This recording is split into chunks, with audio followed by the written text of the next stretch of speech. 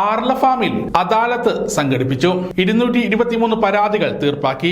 ജില്ലാ ഭരണകൂടത്തിന്റെ നേതൃത്വത്തിൽ ജില്ലാ ലീഗൽ സർവീസ് അതോറിറ്റിയുമായി ചേർന്നാണ് ആർല ഫാമിൽ അദാലത്ത് സംഘടിപ്പിച്ചത്.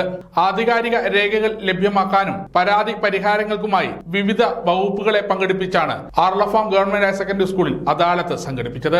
അദാലത്തിൽ 301 പരാതികളാണ് ലഭിച്ചത്. ഇതിൽ 223 എണ്ണം തീർപ്പാക്കി.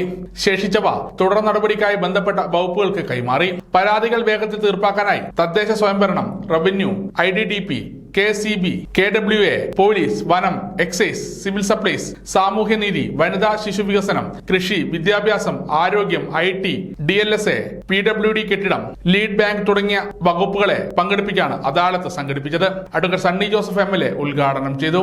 മുഖ്യാതിഥി ജില്ലാ കളക്ടർ അരുൺ K. വിജയൻ സർട്ടിഫിക്കറ്റുകൾ വിതരണം ചെയ്തു. ഇത് തീരാത്ത പ്രശ്നങ്ങൾ മുന്നോട്ട് പോകുന്ന മാസങ്ങളിൽ അത് വീണ്ടും നമ്മൾ പരിശോധിച്ച് അത് എന്തുകൊണ്ട് തീരുമാനമാകുന്നില്ല അല്ലെങ്കിൽ അതിലൊരു സൊല്യൂഷൻ ഉണ്ടാകുന്നില്ല എന്നുള്ള ഒരു കാര്യം കൂടി പരിശോധിക്കുമെന്നുള്ളതാണ് പറയാനുള്ളത്.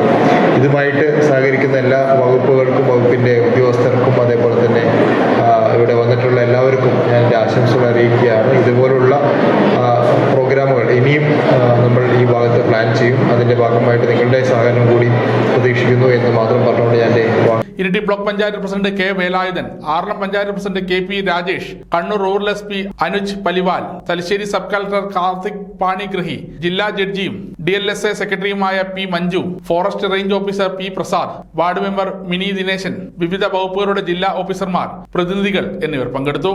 സമഗ്ര ന്യൂസ്, ഇരിട്ടി.